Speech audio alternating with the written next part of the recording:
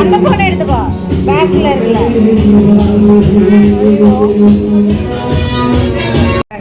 அப்படியே லைட்டா திரும்புடா, அப்படியே ஃபேஸ்க்கு லைட்டா, ஃபேஸ்க்கு லைட்டா திரும்புங்க ஃபுல்லா.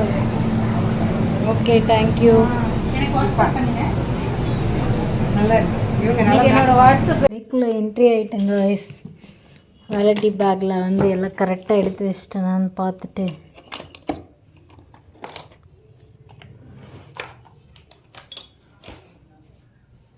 இங்கே பாருங்கள், கல்யாண பொண்ணு.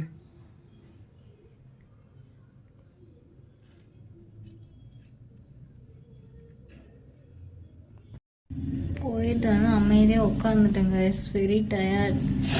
அப்புறம் செம்ம கிராண்டாக இந்த மாதிரியெல்லாம் நம்மளுக்கு நடக்கலைன்னு கொஞ்சம் வருத்தமாக தான் இருக்குது. ஸோ அப்பயே ஃபோட்டோ எடுத்து அப்பயே வந்து கழுவியும் கொடுத்துட்டாங்க. பார்த்திங்கன்னா தெரியும், அப்பயே ஃபோட்டோவை எடுத்து அப்பயே, இது வந்து சித்தார்த் வீடு, அப்பயே எடுத்து அப்பயே கழுவி கொடுத்துட்டாங்க. டிஜிட்டல் உலகமாக போயிடுச்சு. ஆனால் நம்மளாம் நினைப்போம் நம்மளுக்கெல்லாம் இந்த மாதிரி யாரும் பண்ணுறதுக்கு ஆள் இல்லை. ஏன்னா பேரண்ட்ஸ் இருந்திருந்தாங்கன்னா இந்த மாதிரி கிராண்டாக பண்ணுவாங்க. சரி வளகாப்புனாச்சும் பண்ணலாமேன்னு பார்த்தா அதுக்கும் ஃப்ளாப் ஆகி நிற்கிது. சரிங்களா, எல்லாமே நம்ம வாழ்க்கையில் தோல்வி. எனக்கெல்லாம் ஒரு வருஷத்துக்கு முன்னாடிலாம் நினச்சிருக்கேன், வளகாப்பு பண்ணி கை நிறையா விலையில போட்டுக்கிட்டு இப்படி போகணும் அப்படிலாம் நினச்சிருக்கேன். நம்ம தலையெழுத்து அப்படியெல்லாம் நடக்குமான்னு தெரியல.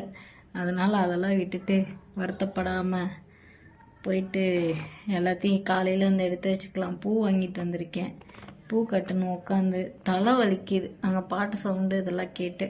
ஸோ கைஸ், இந்த வீடியோ வந்து எனக்கு வந்து பர்சனலாக வந்து கொஞ்சம் சங்கட்டமாக இருக்கிறது.